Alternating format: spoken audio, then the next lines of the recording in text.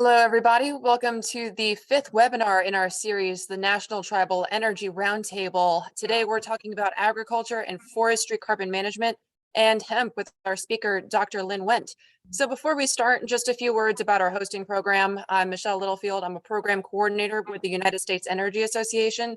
We're a nonprofit, non-lobbying organization, and next year will be our 100th anniversary. So we've done work in over 100 countries with USAID, the State Department, and the Department of Energy. So this is through fossil energy. We call our specific program Consensus for short. This is a cooperative agreement with fossil energy and carbon management. Our mission is to educate the public, policymakers, industry, and stakeholders on CCUS and carbon management technologies. We do this with webinars, a series of monthly educational briefings, workshops, reports, and we have a bi-monthly news clips of CCUS and carbon management related updates.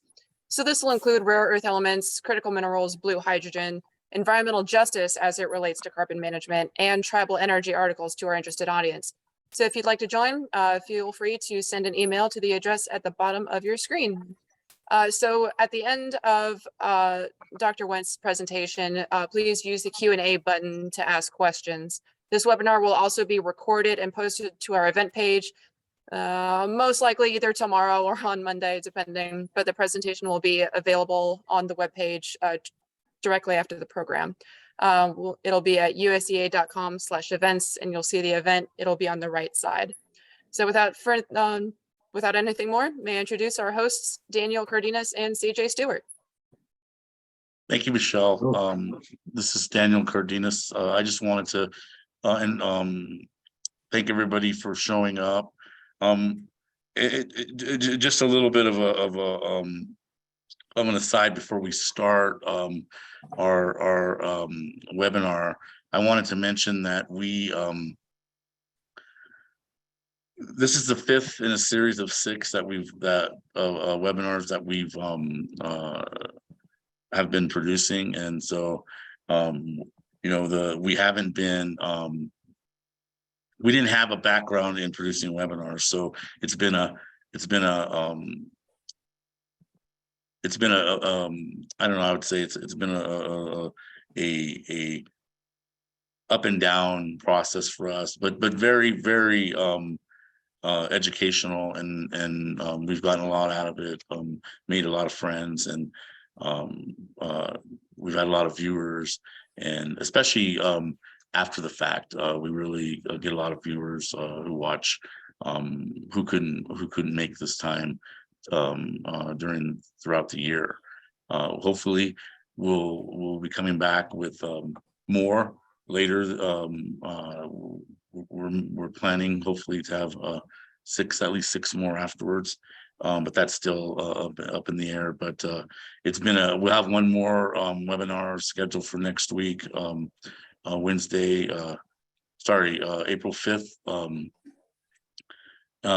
which will be our last webinar of the series on economic development, in energy infrastructure, and the Great Northern Corridor. So that should be really interesting, and it's going to be my favorite topic. So I just wanted to take the time to thank everybody again for especially those viewers who have been consistently showing up and asking questions and supporting our efforts by reposting and attending our webinars. So I just wanted to thank everybody for that. And again, thank Dr. Wendt for appearing on our webinar. And with that, CJ, if you wanted to say anything, you can say something if you like. Yeah, I just want to greet everybody, and want to thank everybody for chiming in on our webinars. I know we've been getting a lot of good coverage, and we've been getting a lot of good folks reaching out, in response to some of the webinars that we've had. I mean, the critical mineral piece was huge. I mean, we're doing a lot of good work there. A lot of areas that are basically topics of the day, and things that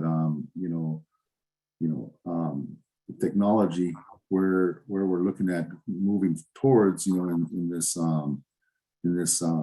this day and age where we're trying to eliminate our carbon footprint in different areas. And so, I mean, there's just different ways we're looking at identifying new sources and better ways to move forward in that regard. So I want to, thank everybody there, and we'll go ahead and, we'll hand it over to Dr. Wentz. Great, thank you, Daniel and CJ. I am going to share my screen and we'll go from there. All right, so as they said, my name is Lynn Wendt, and I have, there we go. I am talking today about the Biomass Feedstock National User Facility that is housed at Idaho National Lab. I have been at Idaho National Lab since 21 years ago. My background is in biochemistry and environmental science, and currently I lead the program in the bioenergy space for INL, and work with the Bioenergy Technologies Office, which is in DOE, to maintain or work on their R&D goals. And so in our joint R&D goals. So an overview of what I'm going to talk about today is here. So I will introduce you to the facility and then talk about some specific cases where, we feel strongly that bioenergy and biomass and waste can make an impact in the nation's needs for decarbonizing and for addressing climate change issues. So one of those will be in soils and in agriculture and producing bioenergy crops. Another will be an overview of our operations at INL, where we can help with this user facility. And then I'm going to go into some cases looking at R&D on municipal waste streams and show some examples of how local streams could be used in today's type applications. So really high level, we have this national user facility, and it was established in 2014 to really understand how to solve challenges associated with using biomass materials, waste materials, and understanding particularly how to feed those materials into reactors that produce energy or fuels, how to handle those, how to pre-process those. And it was well recognized in, about 10 years ago that was one of the key challenges for using some more cellulosic and waste materials. So you can see in this picture here, excuse me, our facility is really the center, pre-processing, characterization center, where we're taking all of the wastes that are in color there, the plastics, herbaceous residues, they can be ag residues, municipal wastes, woody residues, your forest thinnings, things like that, and even wet resources and gaseous resources. And we understand, we use tools such as, like I said, pre-processing, characterization, mechanical deconstruction to understand how to best use those materials for different end uses. And the end uses you can see there that we focus on: transportation fuels, specifically sustainable aviation fuel, biopower is another one, feed, fertilizer, materials even. And so I'll go into a lot of more detail about that. But first I want to show you, the overall need that this facility and our program is addressing is really, going into net negative pathways. And so if you look at the bottom graphic, you can see, a field here. You can see inputs like carbon dioxide, sunlight, water, nutrients. And those are the resources we have to work with. And, the goal in many of our research products are to produce something that is, it can be a jet fuel or a transportation fuel or any other product, like I mentioned before. And, those two things, they both take a lot of carbon, but if you look at it holistically, decarbonizing both of those types of sectors can be synergistic. So, as a whole, we're looking at ways to help, have more sustainable agriculture and harvesting, And then also sustainable fuels and chemicals. So what is that? What do we need in there? I would say that, robust supply chains and processes, like is shown here in the middle, is really key to that. And that's something that my team focuses on significantly. So I want to talk a little bit about the ag side. We see farming in many areas all around us, as well as in forest lands and prairies, and that land, really has a large potential to sequester carbon, whether it's in the soil or within plant material that's present, say in a standing forest. And it's really critical to manage the acreage, to point it towards maximum sequestration, I feel. And we can do that by some of the tools that are available these days. And I'll show a couple examples of some of those. But really where we've gone is to take landscape level views of the systems and understand how to best plant or harvest the soils, how to apply different nutrients, and use precision agriculture to help with maintaining the carbon in that area and really preserving the soil and bettering the soil as opposed to degrading it. So I'll go through a couple examples of things where my team has looked at how to do this. My colleague, Damon Hartley and his team, they've worked on this idea of integrated landscape management. And you can see a few of the examples of resources that could be in the field here, whether it's residues, corn stover, wheat straw is very common in the West, or even municipal waste. So the idea behind here is though that you take this landscape level view and you understand how to plant that, how to design systems that can be more regenerative. So a couple examples. So they've done a lot of work trying to understand, in this case for agricultural fields, how do you do subplantings and influence the field in a way that it gives you agronomic outputs, economic gains, and environmental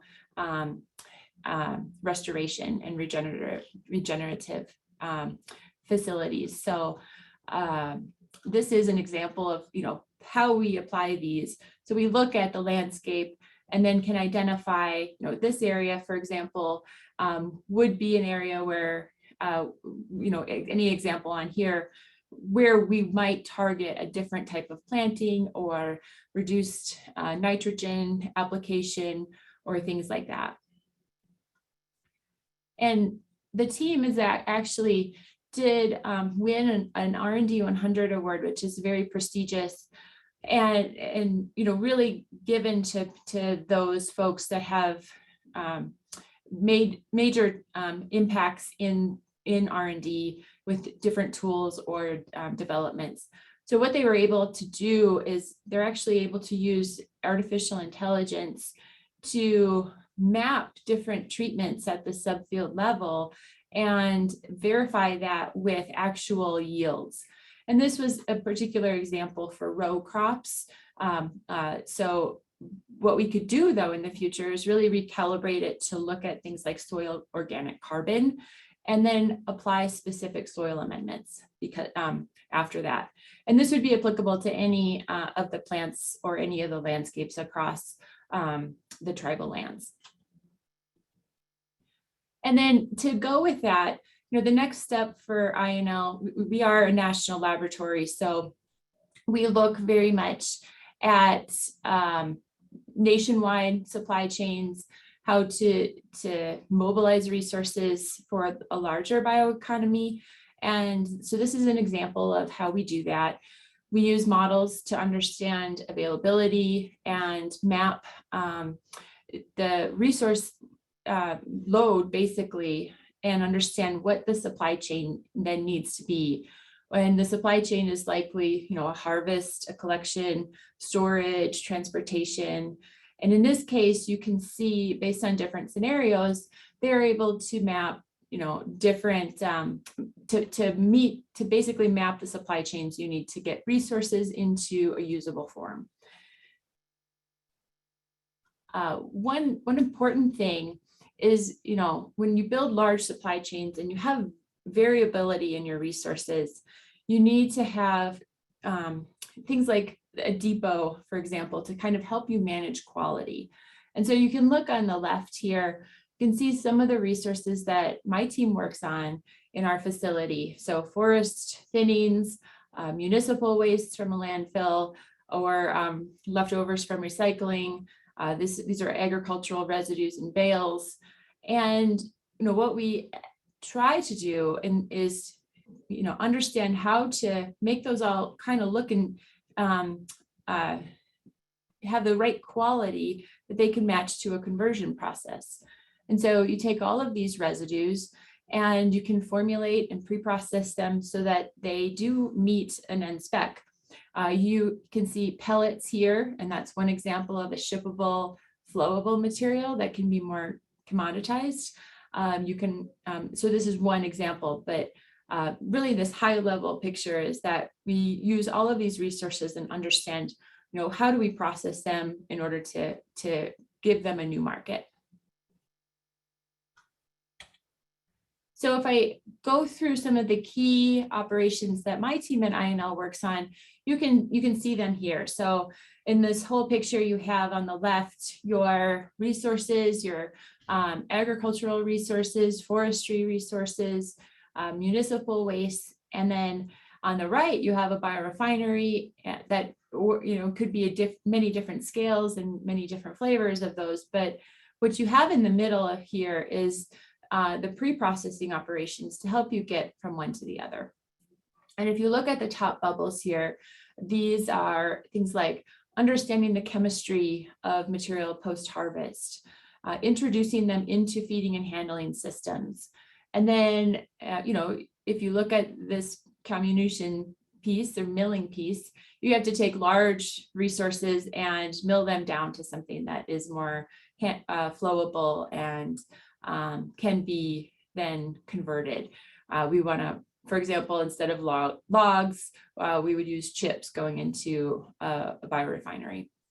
And then things like conditioning, which I'll talk about, separation, fractionation, this is one by size, and then blending and formulating so we can get a product that can be inserted into this biorefinery. And then really key is all of the science that goes into this. So characterization, integration, even modeling of in the virtual space. This is our larger process development unit, unit bay here in the user facility. And so this is actually multi-stage milling and separations combined. And it is also very reconfigurable. And I'll show you some examples of the type of feedstock we can make with this. But if we want to walk through it with me really quick, outside this door 23 here in the backyard, we have a whole feeding and handling system where we can deconstruct bales, we can mix biomass and bulk biomass and put it into this system. We have rock traps and magnet traps to make sure we're not, grinding rocks or blades or of anything. And then we can go through this system and we can operate it in many ways. So you might go through a disk screen and remove different light fractions or small fractions from your mainstream. And then in that, after that, you could go through this, it's called an oscillating screen. It does a really good job of size separation. And I'll show you a picture of this working. We have many different types of milling, not only impact milling, like this hammer mill over here, which basically uses a hammer to deconstruct biomass. We have a shear mill, we have a knife mill, a number of different things, because what we found is that each type of biomass or waste needs different pre-processing requirements. And even if it's a different moisture content, it can need that too. So, we're trying to develop flexible systems that can be used. A couple of the things that we get from this, though, we are able to remove soil contamination, which is important because soil, there's not energy value in soil. You want to keep it at the location or in the field, for example. What we can also do is get a narrow chemical or physical size distribution using systems like this. And so this is really exciting, and actually our facility has just been upgraded to bring in all of this new equipment because we've seen the challenges that industry has faced in the past.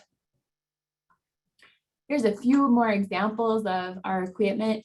A lot of this is in separations, and so we have an orbital screen here that does size separation, an air classifier here that will use air to basically separate out fractions of different biomass or soil, things like that. We have robotic sorting now, which is really interesting, and we're really moving the needle on municipal waste separations. And then other screens like a ballistic screen, which can help with different removing long film plastics or papers from round three-dimensional type of materials. And then a couple other ones, an eddy current separator, which can get magnetic material out, and also another physical separation unit, which I'll show you a video on shortly.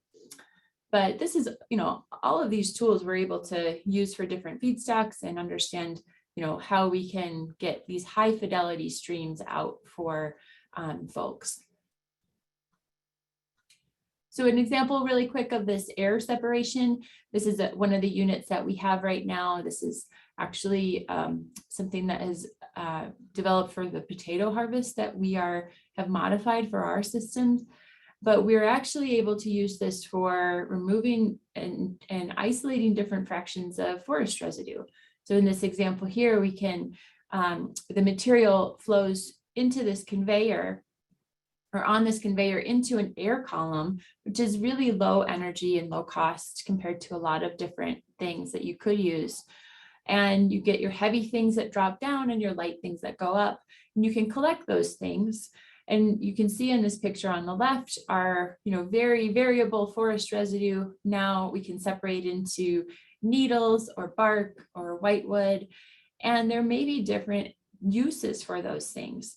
So if you have, you have a boiler that you want to feed carbon into it for heat and power, then you might want it to use a bark fraction, but your whitewood fraction is more valuable, so you might want to divert that to a different type of operation. A couple pictures here or videos here I'll show.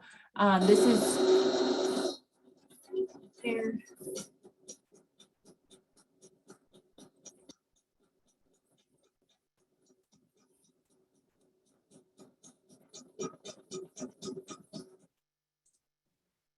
And this is a larger one here that we have.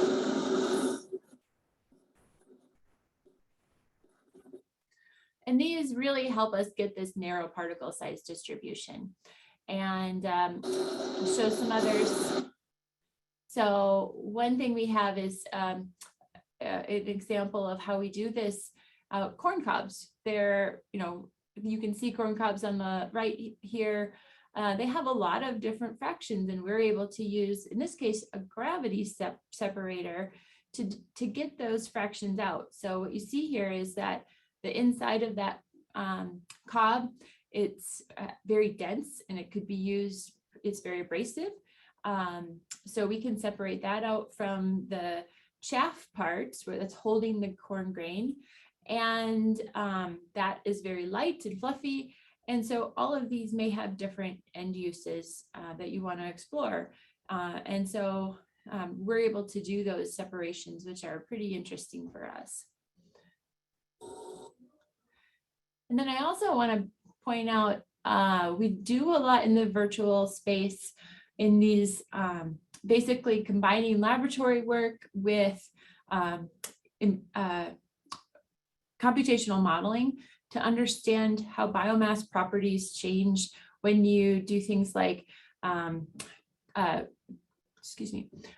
when you size reduce it, for example. So here's an example of different wood of blocks of tree, and if you hit it with force in one direction, it will break it differently than it does in a different reaction or different way.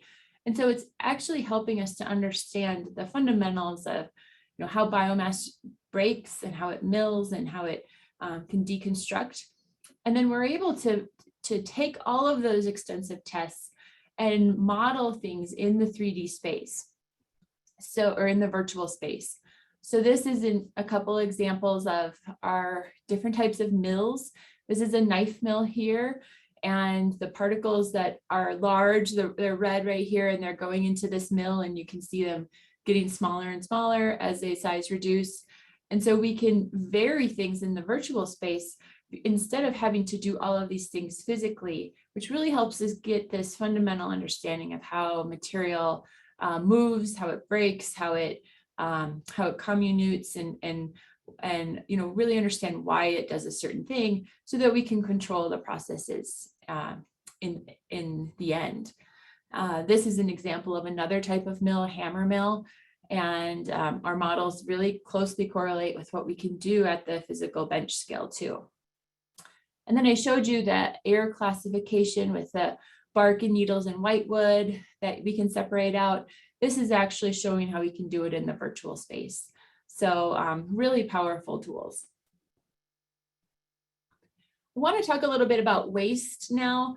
We work with a lot of municipal solid waste, and the goal, of course, is, if you can recycle, you certainly do that. And there are facilities in larger cities that do recycle, and yet there's a lot of stuff that's missed, even post-recycling.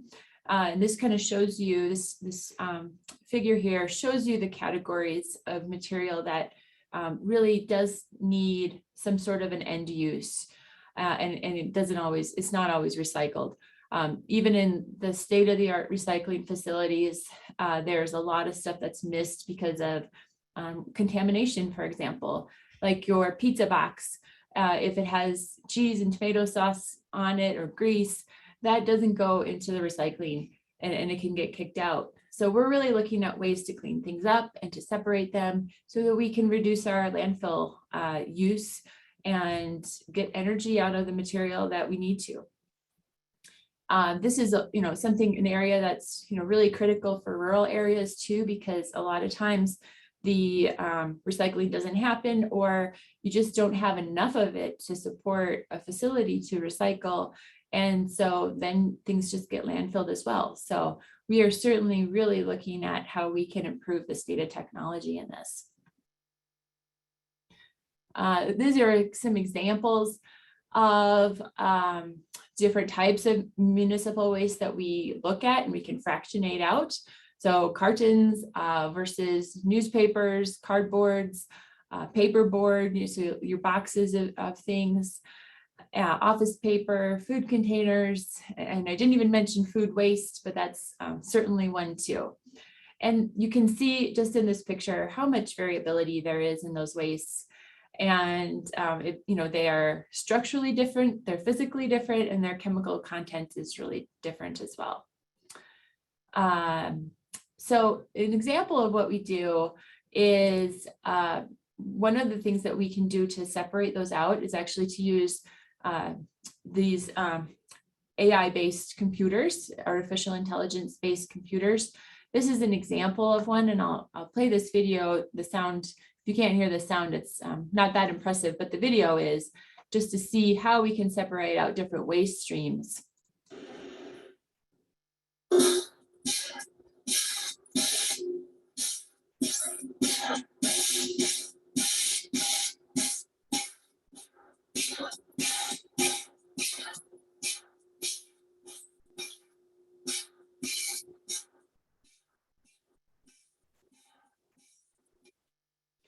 So we're able to take all of those, basically inform what you pick up by using chemical signatures, by a lot of training. And, really, we see this as a way to get the physical hands out of sorting and being able to separate different value streams from one another. And so a lot of this is, like I said, these algorithms are artificial intelligence based.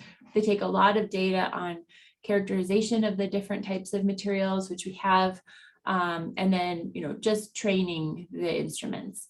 And so we really see this as a way to help communities use the waste that they have separated out and take the physical touch and hand and risk to people out of that. One thing that I want to focus on a little bit is some of the decontamination that you can do with municipal waste to clean it up. So an example here is a detergent wash and a chemical wash. There are two different ways to, clean up the biomass, clean up the waste, And so, one example of a project that we're working on with a tribal community is to assess their waste stream and assess, what kind of materials do they need, what kind of washes or decontamination protocols could they use to help clean these up so that they could then merchandise the material for energy consumption or energy use or things like that. So in this case, some of the results that on the decontamination is that if you have a mixed plastic and you are looking to do a high temperature conversion to fuels in this. So if you have unwashed, nothing, about 40% yield, but if you can detergent wash or solvent wash, you can really increase the yield. And so the value of that material goes up. And the liquid in this case is what you would want. And that's actually a sustainable aviation fuel precursor. So, we're understanding, what do you need to do to clean up this biomass in order to give it a value and to give it a new life. I also want to talk a little bit about torrefaction. So this is a really interesting material conditioning step. So torrefaction it's a thermal process that happens at about 200 degrees C to 300, and it basically is a cooking step where you're driving off a lot of your volatile material and you're concentrating your carbon. And so you can see here, this is a bamboo stalk that has been torrefied at different temperatures, and it really gets dark. It's starting to look like coal. And also in the middle here, this is an almond waste product. And it's been blended with a plastic to actually use it for compositing and torrefied as well. So that it changes the material properties and the way you can use this. It's a couple of examples of what you might do with material that's been torrefied, which you can do at a very small scale.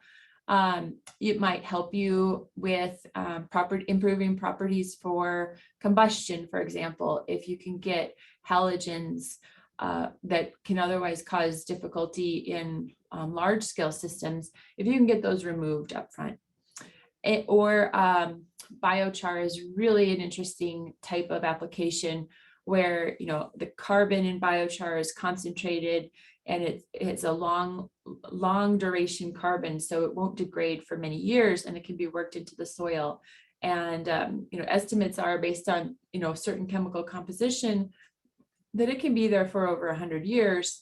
And when we think about decarbonizing, those are some of the really exciting things where INL is having a role, and there's a lot of movement in the whole industry on this. Another example is a project I want to show you that we worked on with DOE funding and a couple of partners, Convergent Energy and Michigan Technological University, excuse me. And this is an example where they had waste material. You can see this is a bunker of waste. It's paper material, packaging type material, and they needed a way to find a value for that.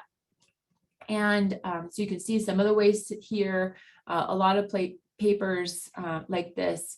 And what we were able to do is process this biomass with the company. You can see the process design here.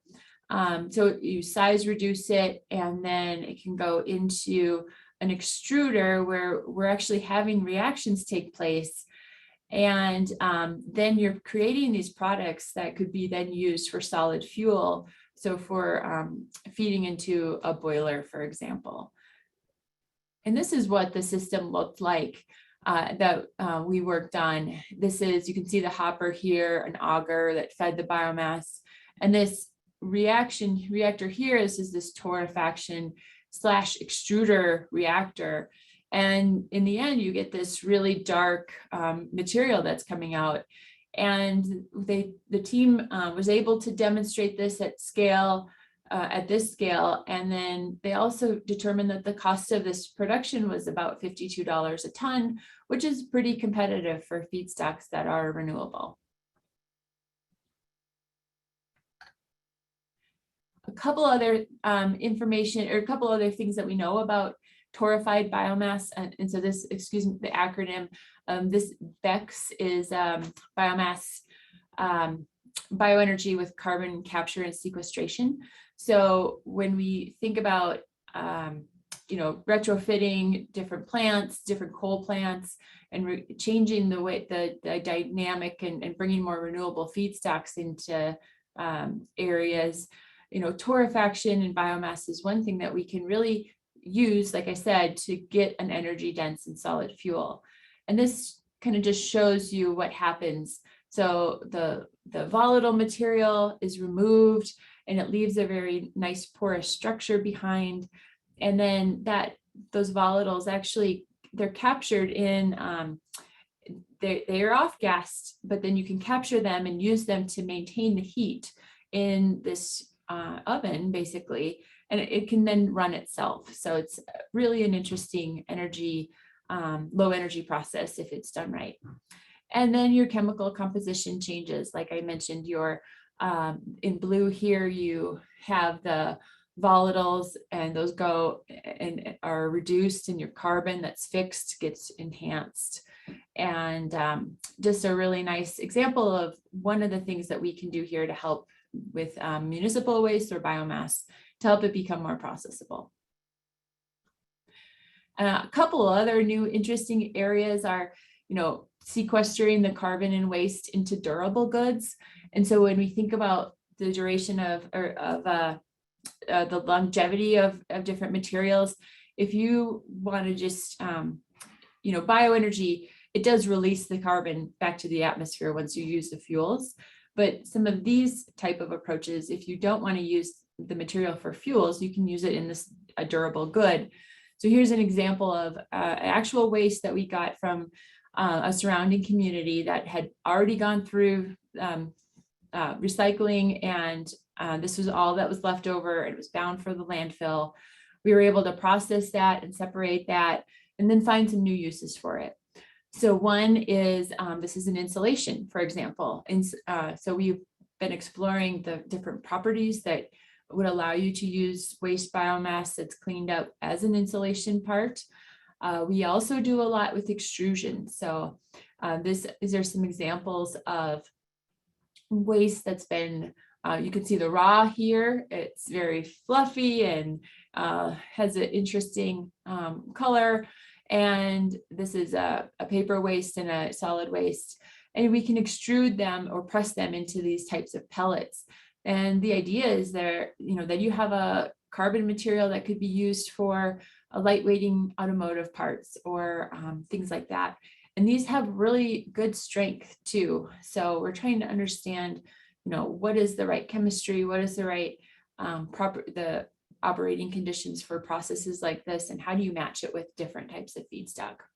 But an example, if you can make a product out of here that has a lifetime of 50 or 100 years, you're really stealing in that carbon. And so those types of technologies can really bring a value to a stream that otherwise would be landfilled. And with that, I'd be happy to take questions. And here's my contact information. as well. And I'm looking forward to discussing with you all.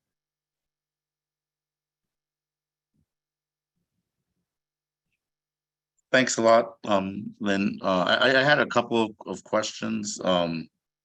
Just to one thing that you had mentioned just a couple of slides back in terms of the $52 a ton cost. That was for the conversion process. I just call it conversion process.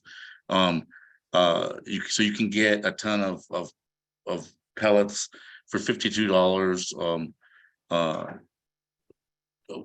How, I'm a layman, so I'm not an expert, but I do know in the past that when we've looked at biomass projects, straight biomass projects, obviously, if you have a facility, in 25-mile increments around your facility, it's cheaper, there's because of transportation costs with diesel and fuel.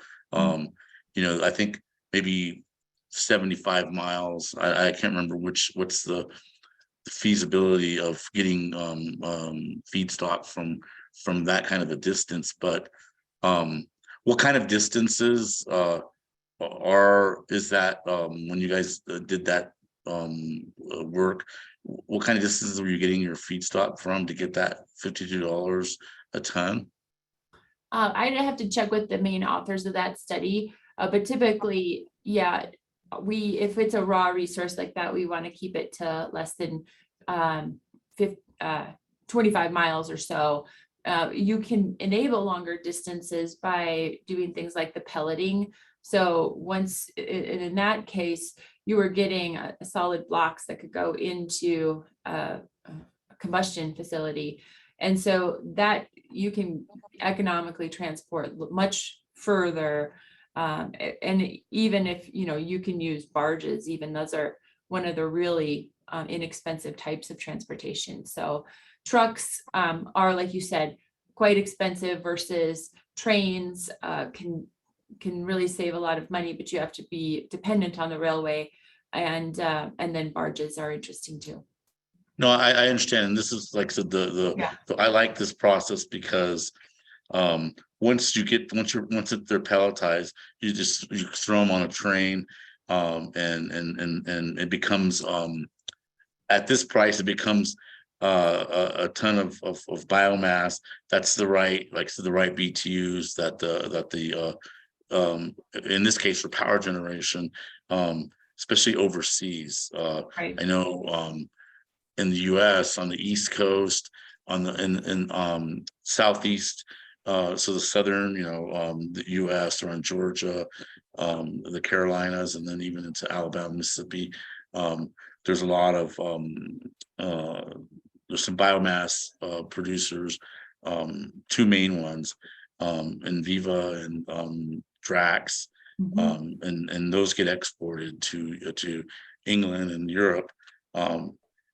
But we could figure out the market price for those, and a lot of those go for 150 or more, up to $200 a ton. And then you have there's some limited production in the Northwest to Asia, but Asia primarily gets theirs from Vietnam and Philippines, where they have jungles and they have a lot of heat to make the biomass. And so, but they're at that price, pretty much from I'm thinking about tribal areas. You could probably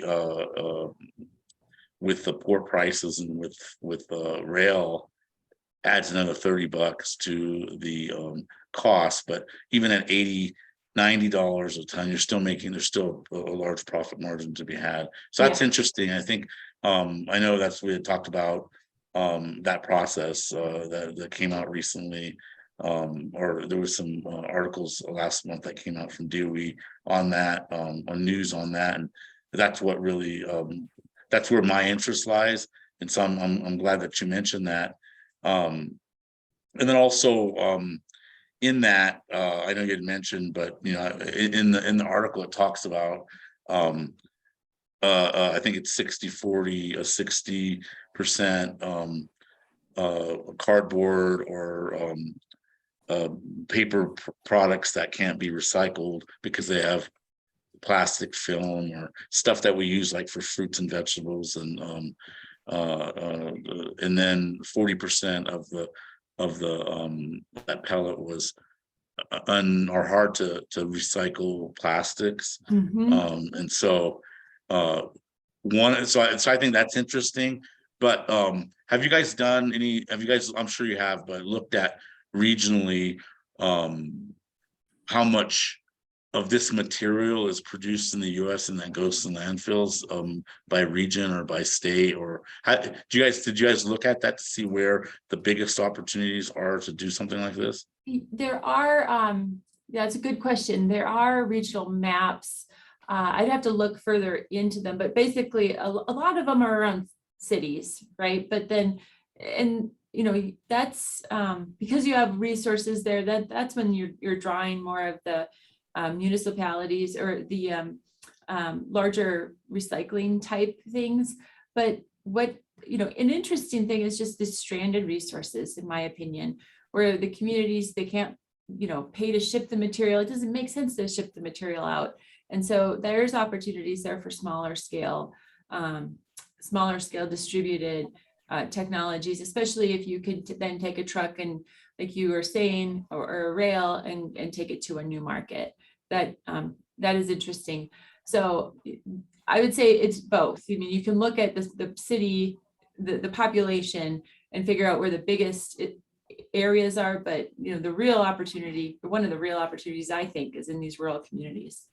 No, I agree, because I think, like I said, you could, as you said, you can have these micro facilities, small scale facilities that are out in the communities, especially in the ag communities, where much of the ag waste doesn't go to landfills, but it just gets, sometimes it gets tilled back into the soil. Mhm. I grew up in a large ag area in California, and much of the waste was corn waste, and rice waste, and then also it was a big producer of tomatoes. So, but a lot of times, a lot of that, either the rice and the corn they burned, and so in Northern California they still do it. I think you'd have these days where they're burning thousands and thousands of acres and all the pollution that goes with that.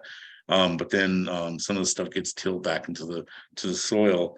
And so, yeah, if you had these small facilities throughout certain areas where they can make these, and then if you cost average at all, to me, some of those facilities are going to cost more, some are going to be less, and then overall, I think you still get efficiencies as if you were a larger facility, especially with that kind of waste. And then as you said, the small communities can't afford to ship the waste, but the larger communities can, and they do, right? So basically you have a process where municipal solid waste, normally from the large urban areas, those they're running out of space for the landfills.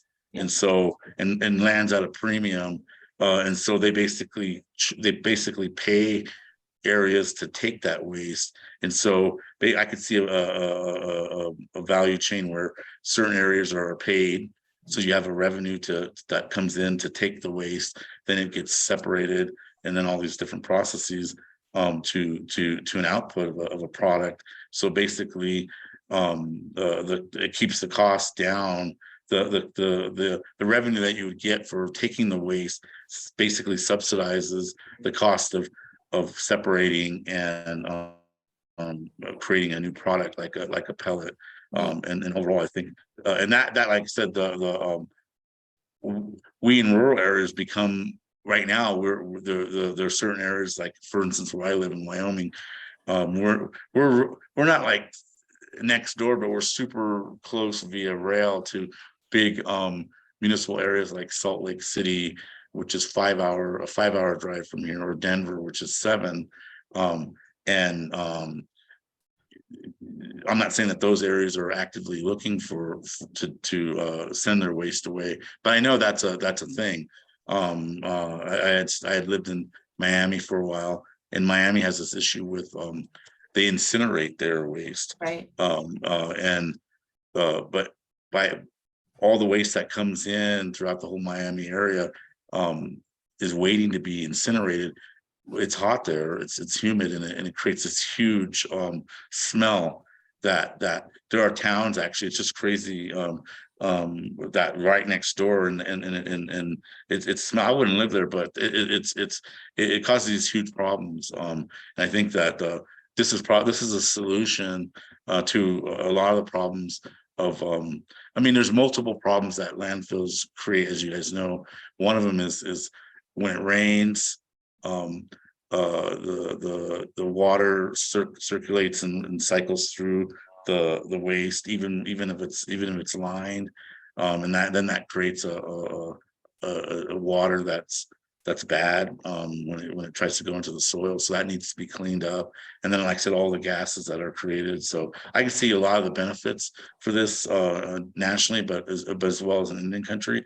And so you had mentioned in a previous to that a slide where you had the I guess it was in like little jars when you were talking about washing the waste. And then you particularly mentioned a tribal community, and so the lab is already. Can you talk a little bit about maybe some of the work that you guys have done in the past with tribal communities? Yeah, I'll give it an example of we are just about to start the part that I was just describing. We've been developing the methods here to understand how do you decontaminate this biomass, and like you saw the different methods in the jars. And then, and then one thing that we're trying to do is go and assess the waste in this local community, and then give them recommendations on, so if you could install this equipment, this would be the cost of that. And this would be the value of you getting that waste cleaned up and then used for, maybe it goes into a recycling or one of the type of other conversion or torrefaction type things that I mentioned. But that's an example of what we have done. Another thing that we've worked on with DOE support, Department of Energy support, is actually working on building tools for STEM. It's a project called Bridges, and we're getting training material to kind of teach high school students, community college students, etc., about bioenergy, but actually giving them access to real data and developing case studies for them to work on over a week. And so one of the recent examples is our team built some of these training materials. It's a collaboration with, like I said, Department of Energy and Idaho National Laboratory. We developed these materials, and then we worked with the Fort Hall, the Shoshone-Bannock tribe locally to pilot them and to understand, does this, what's the impact of this? Does this help bring a practical type solution to the schools to help them understand how could they use their waste differently and understand, it kind of open up the idea of bioenergy to them. So those are two examples that I have right now where we've worked with the tribes. And we find it really, really interesting and impactful, because we want to do important work for the community as well. So these are really critical collaborations for us. I agree. That I know in our earlier discussions, just privately, I'd mentioned that I had noticed I'd start looking at my trash. I was taking some classes at a university, and they were looking at food waste primarily, but so I started looking at actually the way. So I live in a very rural area. A lot of people burn their trash, and actually it's crazy. We did have garbage service, but that just ended. Actually, last week they came and got the big garbage bin, and now I don't know what we're going to do, but but so we have issues with garbage. But when I started looking at my family and our production of waste, the vast majority of the volume is cardboard of all kinds. And so when you take that out, and plastics that can be recycled, plastics that can't be recycled, and then you take out the food waste for composting, you almost have no waste. And so, you know, it was amazing. And I did admit to you that I started to burn my cardboard, which I shouldn't do, which is not good for the environment, or for our air indoors. But you know, like I wanted to burn it because, you know, we have a fireplace, but a lot, like I said, a lot of our neighbors just burn the garbage outside, and I didn't think. I mean, one versus the other, I guess it's all moot, or the same. But I figured that was better than burning it outside. But so I can understand that the two basic fuel. I mean, these fuel, the garbage and the waste and these fuels that are using are cardboard of some sort and plastic. And so that's our biggest problem in the US, I think. And it really, like I said, I think about all the plastic waste that's in the oceans, and all the amount of water, like I said, that's being polluted from the rain, and all the solutions around that. It just causes more cost. And I think that if we're able to catch it sooner, then we're gonna save money in the long run and help the environment as well. So I just wanted to mention that even myself, I'm starting to change the habits of my family, even though it's difficult because we live in such a rural area where there's not even much recycling happening at our state level. It's not a state policy for us to even recycle aluminum or plastic like in other states where I grew up, like in California, where it's just I mean, we just do it because and I grew up when that movement started, and so it's just been something that I've lived with for years. And then when I actually moved to Wyoming, we don't do that, and so it's disappointing. But I see that we do have some questions, and it looks like CJ has some questions, so I'll let him ask some questions, and then I'll come back with a couple more. Great. Well, I just wanted to comment on a few things. I know this looks like when I'm looking at this, you know, I'm thinking about the tribal communities, and like you've mentioned some tribal communities that you've worked with, and that's great. So that gives you an idea of you know, what we're up against, you know, in some regard. So there's other tribes that, you know, a lot of the tribes don't have recycling programs, and like what Daniel has stated. A lot of the tribes would like to take that upon themselves, but they need help. You know, like the states aren't necessarily coming in to assist, and then there's the trust responsibility of our trustee, and then that's kind of been iffy there when it comes to our trash. We used to be a community here on the Crow Reservation where everybody had burn barrels in the back, and so they would throw their trash in there and burn it, and you know, and then, you know, keeping it from flying off, all the ash and whatnot from the paper and stuff, they would put a grate over the top to keep it from flying around. And so, I mean, that's how I remember it always being done until they finally brought in, you know, outside entity working with the county. Then all of a sudden that ended. But I think, you know, looking at something like this, looking at the Crow, looking at the Northern Cheyenne, looking at all the various tribes that are all rural, I really think that this is something that, you know, that should be taken seriously, and maybe, you know, with other labs as well, you know, whichever's closer to the areas of where there's rural communities of tribes. A lot of the tribes don't have, you know, the ability. They might have a dumping area, and they might have, you know, big, you know, dumping cans that they pick up with those transfer trucks. And sometimes that, you know, a lot of times, you know, that there's cost to all of that, you know, and so I see this as an opportunity to create a program that would pay for itself. And so, I mean, I'm just interested to see and hear more about, or maybe this is the start. You know, I know that you had already worked with the tribe and created some, you know, some opportunities there. I mean, I would like to see something like that for the tribes as well, straight across, to see what kind of opportunities fit best for them. I understand that there's infrastructure involved where, you know, some tribes aren't even close to rail or, you know, a major highway.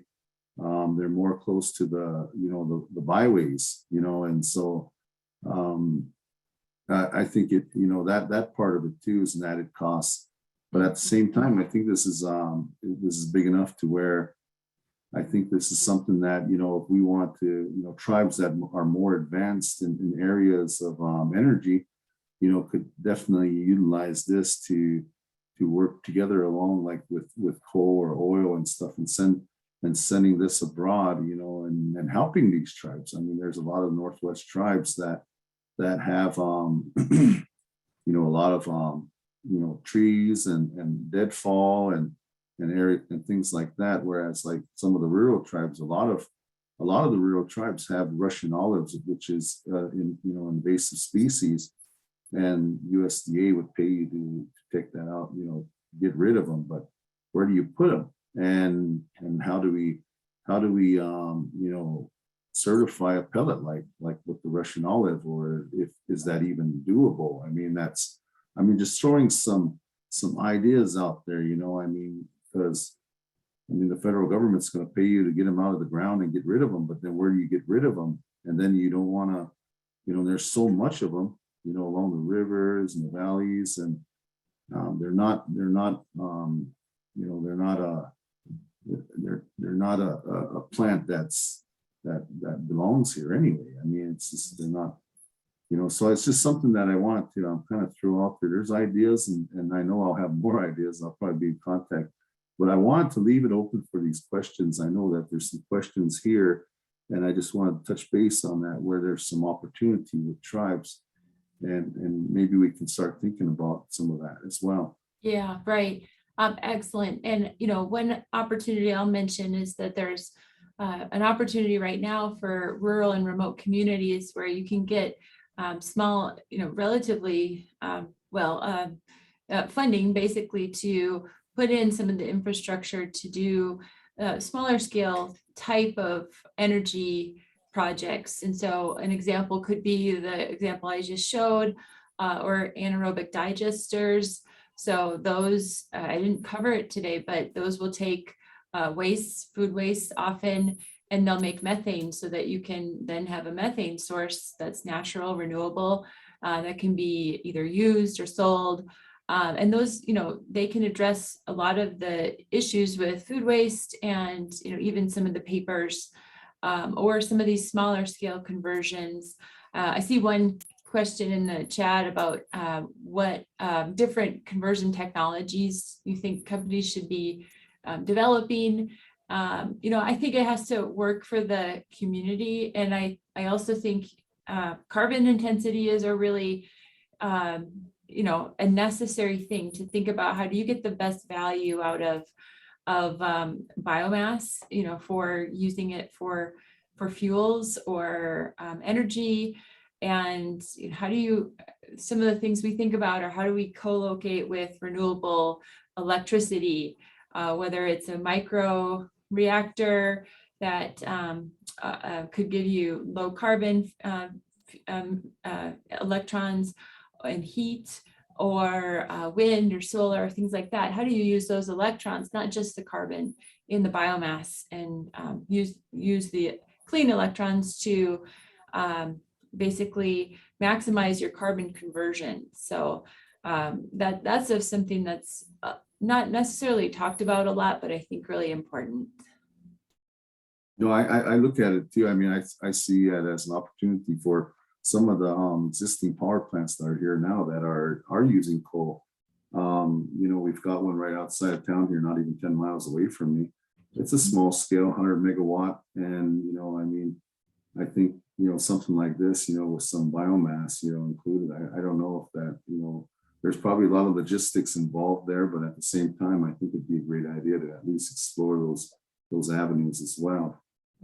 Yeah, and then the funding call that I mentioned, it's from the Office of Clean Energy Demonstration within DOE, and I can send the call information to anyone who is interested. But the projects can be in the $1 to $20 million range, and a community can apply for this and with a partner, and bring some type of energy product or project with into their facility or into their community. And so that could be a way that an easier way to get over that hurdle of raising or finding that funding, because $1 to $20 million is not a lot. It is a lot of money that it's hard for a smaller community to get. And then the labs, in that case, the national labs can provide technical assistance to help them design these facilities or use the facilities. And so that's something, in this case, right now there is a solicitation out that concepts are due by April 14th, and then full proposals are due by June 28th. And I can paste the link in the chat. Okay. And I was just going to mention, the tribes have now, I know that the LPO office with the guaranteed loan program is an avenue as well. And I think, if, I know that, after, tribes or others hear things, something, identifying the biomass piece, that really opens up a lot of ideas and like, how does a tribe reach out to your lab or other labs to try to get an opportunity to be shown how to do this, like with a pilot or something, and kind of assess their situation. It could be turning a problem into a solution and creating a clean answer is something that I think what we're trying to do, and that's definitely on the tribes, on a lot of the tribes' top priority. It's just, we need to have a lot of these services that the lack of services is causing a problem, which might be a solution here. And so this is what I'm looking at. So I appreciate that. Yeah, that makes sense for sure. I'd like to say, just to chime in, after hearing what CJ has been asking and commenting on, is that excuse me, one of the things that as he alluded to and as he mentioned, his tribe's a coal tribe, and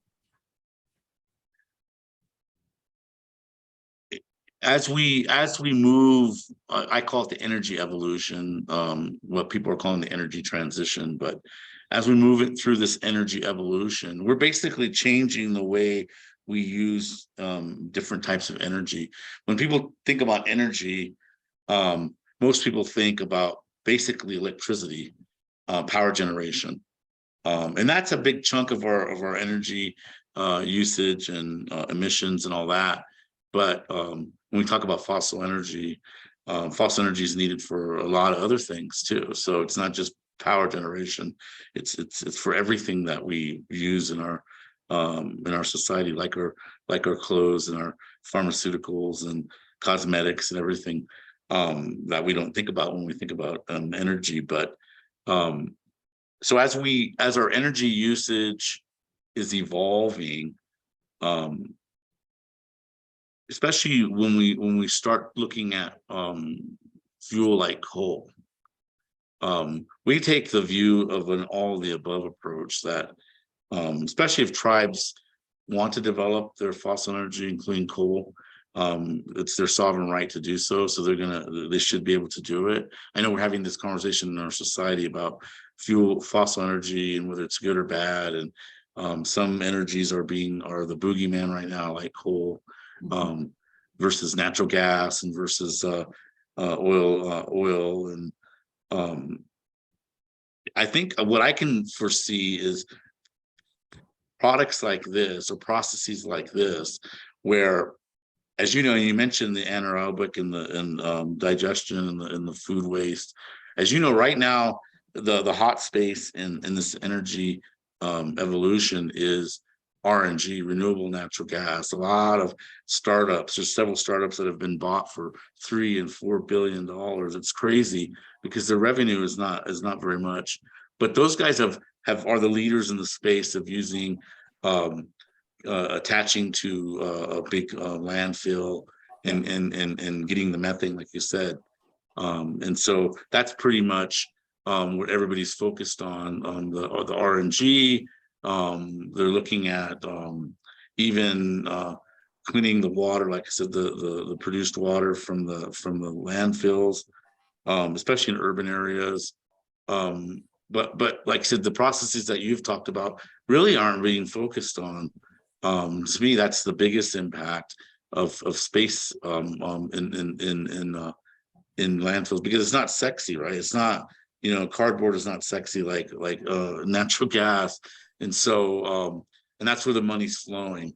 But to go back to what CJ had mentioned, I think that for a tribe like his, so you could do two things. You can add the pellets that are part cardboard and plastic to a coal facility, because if the BTUs are the same and everything else is equal, then they can burn there. You can replace coal with that fuel, or you can also combine coal that maybe has attributes that aren't needed, like say lignite, with the higher BTU fuel to make the BTUs go up, and then the amount of liquid goes down. That's the problem with lignite and some subbituminous coals is the amount of water that's in them. And I know with this process you can regulate how much water, how much moisture is in the content.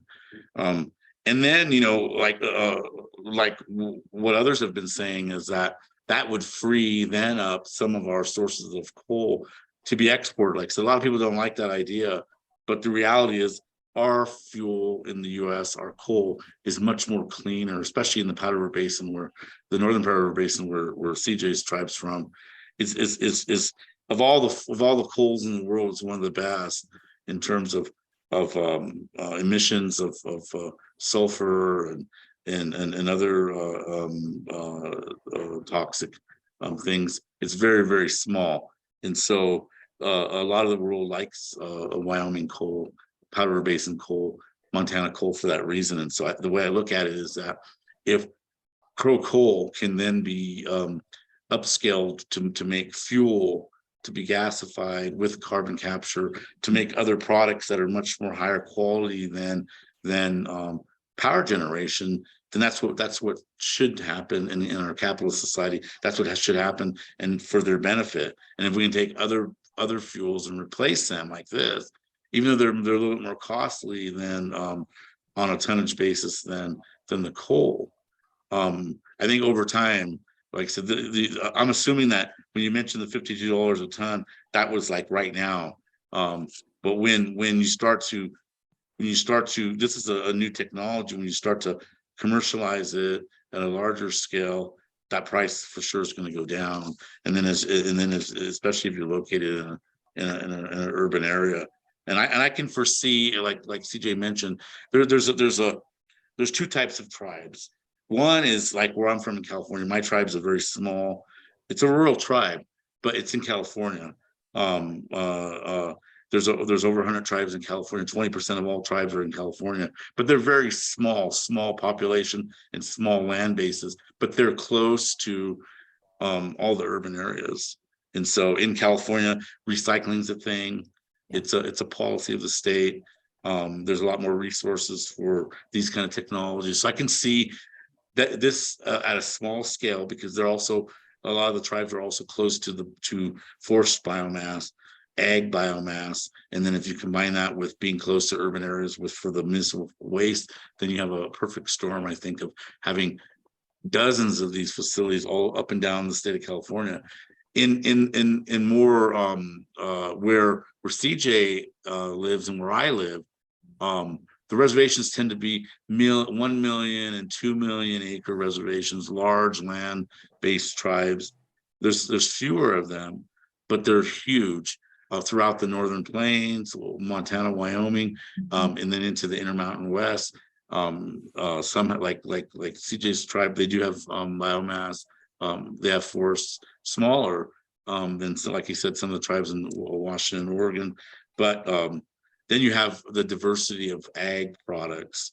Some places like wheat, some places because it's just throughout the Great Plains. It's the product corn. A lot of the tribes, a lot of the tribal members, and he could tell you firsthand, lease their lands out to non-tribal farmers and ranchers, and so a lot of the wastes are controlled by non-tribal members. And so I think that this could be the start of a movement to change that. I know a lot of the tribes are, and one of the last questions I have for you is in regards to hemp. I know it's part of our title, and a lot of tribes have gotten into hemp because it became a hot thing a couple of years ago when people start talking about marijuana, even though marijuana and hemp are two different things. Related, but they're the opposites basically when it comes to CBO and CBD and THC. But to me, hemp is a thing that, as we know from our history, was used a lot more in our agricultural past for textiles and for clothing and different things. And so has INL really, has your group or INL in general worked a lot around hemp? And do you see, because I know, as just from a layman, I know that hemp can grow fast, depending on the region, but it drinks a lot of water, but it also can absorb a lot of CO2. And so there's some pros and cons. But have you looked at hemp as a potential biomass fuel for some of these processes? Yeah, good question. On the hemp, we haven't focused a lot on hemp, but we do know a lot of partners that do. And some of the same things, we're using the same tools basically to process the hemp or the corn stover or wheat straw that the hemp pre-processing community is using. So we're certainly, even though we're not directly using it a lot, we are can move to that if needed, or kind of get those R&D learnings from some of these other feedstocks that are more similar to hemp. I know the fiber market, for example, is, has, there's a lot of interest there. And so then the things we look at are, how do you preserve fiber quality, and how do you, fractionate those fibers out, things like that. And also, like I said, the hemp waste, right? I mean, like I said, a lot of the everybody's looking into the hemp oils and the like I said, the hemp fibers and the flowers and all that kind of stuff. But really, once you harvest that product, you have these stalks and these different, really, like I said, very tough fibers that can be used for various things, and it just needs more research and development. And to me, that's an opportunity for partnership with tribes, because I haven't talked about it on this webinar. I've mentioned it in previous ones, but it's something that I've been talking about for 30 years, literally since I first was elected to my tribal council at 18, is R&D. And so if there's opportunities for tribes and the national labs to partner on R&D around hemp, in particular, just as an example, because that's a big thing in Indian country. I mean, like I said, the craze went across the country. It's kind of died down now because the prices that the hemp farmers are getting for their products have gone down because there's oversupply. But I think that in the long term, R&D around hemp, especially with the change in our climates. As this year, I don't want to say that in Wyoming, Montana, we've gotten more moisture than we have for a long time. But if that's a long-term thing, then I think that opens up opportunities for hemp, which can grow in the South, in the Midwest a lot easier. Now it opens up, I think, other regions for growing, but also, like I said, the R&D looking at different varieties of hemp that are around the world that could grow in more less temperate climates that maybe use less water, and maybe have longer growing seasons that grow a little bit, don't grow as fast. And so I think, like I said, to me, that's an opportunity, and that's something that separately, like I said, CJ and I, and Michelle and the USCA team, we were just in last week in Moab in Utah with the Fossil Energy Carbon Management team. Assistant Secretary Crabtree was there, and we were discussing opportunities potentially for partnership with between tribes, consortiums of tribes, and individual laboratories, as well as consortium of laboratories as well. So I think you're gonna hear more about that as we move forward. And so it's exciting. But I did, like I said, I did want to mention hemp, so that because it's part of our title and something that we did want to talk about. But I know Michelle, there are some questions in the Q&A that are a little bit more complex. So maybe if you wanted to start on some of those questions for Lynn. Sure. Have one for you here. Are there any particular conversion technologies that you would like to see companies developing and making long-term infrastructure and skills investment decisions? Yeah, that's a good question. And I kind of tried to address that a little bit earlier, but I really think where we can get concentrated carbon sources out to help with sequestration, to capture and sequester carbon, that, if you can combine that with bioenergy or municipal waste conversion, then, you're basically getting a draw of carbon out of the system, which is really what we need. And so, trying to find the best value of that carbon, whether it's pyrolysis or gasification, or but combine it with capture, or combine it with technologies that do make a little bit of biochar, for example, that could be added back into the soil. From my perspective, the challenge is it's a CO2 challenge, but the opportunity for this space is how do you get long-term carbon sequestration products and keep them there? And I think there's a lot of opportunity for innovation there. Yeah, absolutely. So the next one I have here is, what is the heat content of the biomass versus other feedstock? I'm assuming we're talking about some of that torrefied waste and paper biomass. Yeah. So that was really similar to coal. And typically biomass, native biomass will have quite a lower percentage of energy content and BTU value compared to coal. So that makes, the necessary pretreatments that you're doing and pre-processing, it then can help pay for itself if it can be more like coal. So this is kind of related. Does it have a CI score? Yeah, it does. I would have to look that up, and it wasn't in my presentation today, but they did calculate the greenhouse gas associated with each ton of that biomass. Okay, excellent.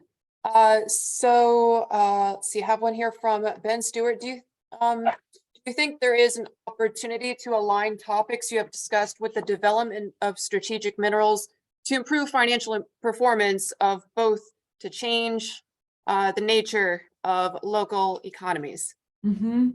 I think, what we're going to see is you don't have just one clean technology. You're going to have centers where, you're using your energy products to have sustainable systems. So, if you have some energy production from your waste or agricultural residues or things like that, wouldn't it be great to just use that renewable carbon in a mineral state? And then, the biomass itself has a lot of minerals in it. So calcium is enriched in bark, for example, or silica in needles. And so can we extract those things in a clean way? I think there's a lot of opportunity.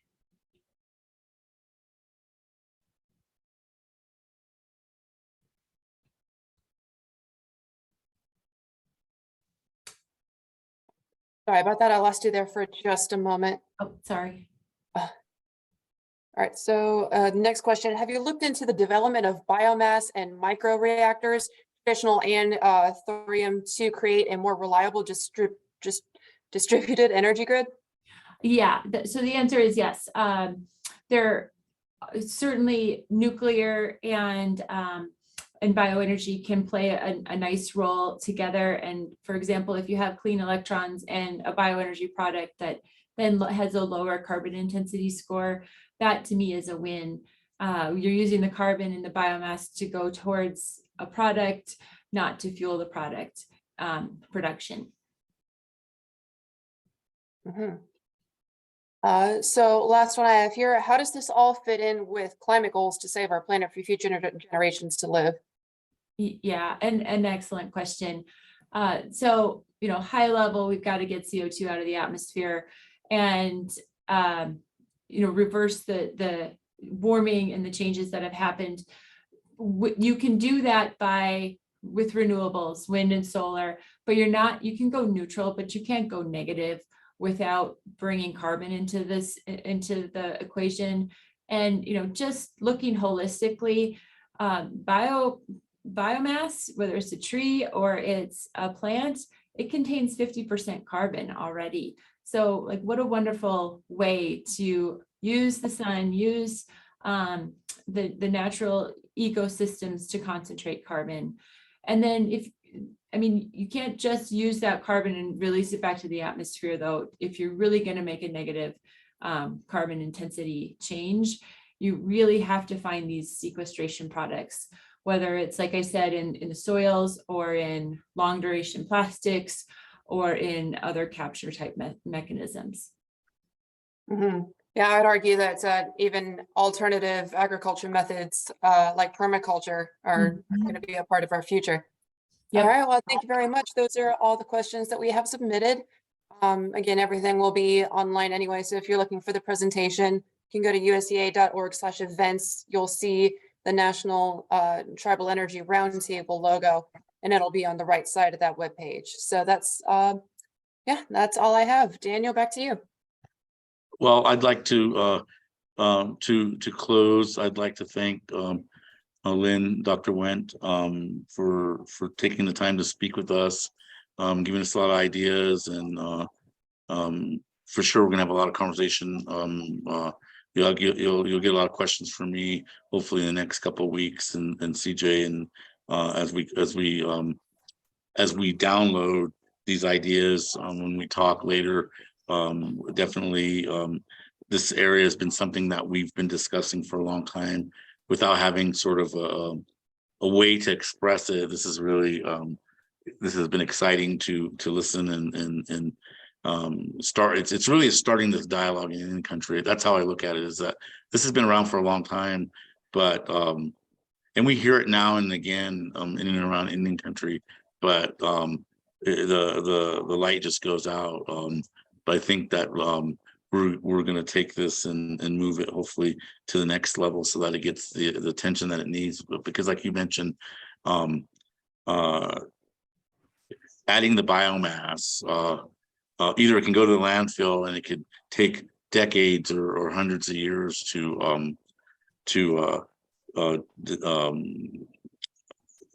turn into methane and be released, and that's bad for the environment. Or we can take it and use it earlier so that methane isn't released in the same way.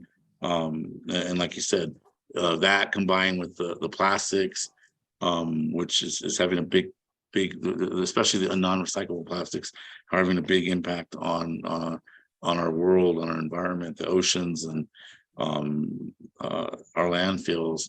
I think being able to create a solution that can help with that. Other than direct gasification, I think is great, because like I said, the biochar portion, if there's a process that can create biochar that can be put back into the soil, and especially in Indian country, because it leads to other conversations around traditional foods, like Michelle mentioned, the whether it's aquaculture or whether it's permaculture. It's basically bringing a lot of the food production hopefully back to our communities. Yep. And especially for Native Americans, you know, and I'm guilty of this too, you know, but I won't go to McDonald's right after this, but eventually I may go to fast food. And so I'm guilty of it just like everybody else. But the reality is that we've moved away with processed foods from our traditional foods. And so that's caused us a lot of health issues in our communities around diabetes, around being overweight and heart disease and all the above. But I think that you know, really all these processes are connected to each other, or we can connect them to each other to create a lot of community benefits in our community. So from getting rid of waste in our landfills, from stop burning, burn barrels in our backyards, to recycling and getting our people to look at not just farming and ranching, but farming in more traditional and sustainable ways, I think is helpful for everybody. It's going to help our communities, and then help us all get towards whatever goals we're looking at, like I said, the Paris Accord goals or just personal goals. I think for our community, I think that this leads in that direction. So anyways, I'm just personally, I want to thank you for coming and talking and introducing this idea to Indian country, or reminding us of this idea. And so it's something, like I said, hopefully as we move past our initial 6 webinars, this is going to be a subject that we can expand upon in the future. So I'll let CJ say his closing words, and then we'll end with that. Yeah, Dr. Wentz, I sure appreciate your presentation, as I know that others will as well. I know this is, you know, we're always looking for solutions in Indian country when it comes to, you know, the mainstream and how everything's moving. You know, we're rather than trying to be, you know, reactive, you know, I look at this as a positive, you know, where we can be reactive. I know like what where Daniel had stated, you know, a lot of the, you know, a lot of folks on the reservation, there's non-members, a lot of non-members, and you know, they got ag waste, and we have, you know, timber waste, and you know, and then we have our regular municipalities with regular waste, and you know, we have you know, we have these dump sites, and where they pick up the trash, you know, and haul it out from there. But I mean, I think every community, or just maybe one, or however we want to go about this, I mean, like Daniel was stating, and I'm pretty sure you know too, I mean, a lot of the tribes, you know, large land-based tribes, you know, they have a lot of acreage. They're out in the middle of areas where there might not be infrastructure, but then there's some that are. And so, I mean, we want to kind of look at those areas, and possibly in further discussions in the future, going into other, you know, concentrated webinars on topics that Daniel and I have already discussed. You know, we're looking at, you know, this portion and this topic as very very important for not only Indian country but other areas in the region, to, you know, where maybe, you know, in areas where they're not recycling, or they're not doing any of this, or if they're just taking it to the landfill, this might be an opportunity to help, pilot a program where, Indian country and tribes can show others what could be done. I mean, it could be a great opportunity for everybody. So with that, I just want to thank you, Dr. Wentz, and I appreciate Michelle and all she does for us here with USCA, as well as, Daniel heading up the webinars. And I mean, I appreciate these topics, and I look forward to speaking further on this one as well. Thank you. Great. And thank you for having me. It's been a real honor to talk with you today and, share some of the ideas, and really exciting to think about what we can do in the future. And I'm really interested to be involved in this in the future. So just thank you very much. Thank you. Thank you, everyone. Okay, thank you.